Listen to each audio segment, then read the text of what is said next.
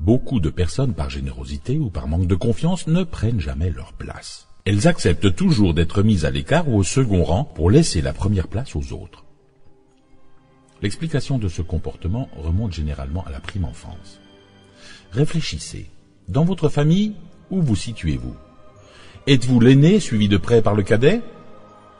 Il a pris votre place. Étant bébé, il a su attirer l'attention, alors qu'on vous délaissait un peu parce que vous étiez un peu plus âgé et que le petit avait besoin de soins et d'attention. Et si vous êtes plutôt dans le milieu de la famille, dans l'entre-deux, l'enfant du milieu n'a généralement pas sa place. L'aîné assume ses responsabilités et le plus jeune, étant le dernier, reçoit toutes les attentions. Si vous faites partie d'une famille nombreuse, bien qu'aujourd'hui ce soit assez rare, on a aussi sa place dans la famille.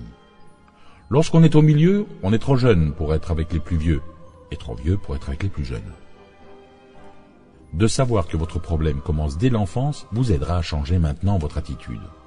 En prenant votre place, vous vous réaliserez sur tous les plans. Cette situation est-elle encore une manifestation du saboteur? Absolument. Il commence donc dès le bas âge à se manifester? Eh oui, c'est exact.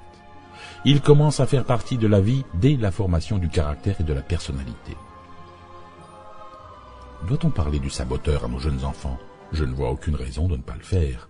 En expliquant bien, dans une situation précise, le rôle du saboteur à l'enfant, il en apprivoisera petit à petit les effets négatifs. Alors à quel âge peut-on commencer à leur en parler? Ça, c'est une question à laquelle on ne peut pas vraiment répondre. Tout dépend de l'ouverture d'esprit des parents et dans quelle optique on veut éduquer son enfant.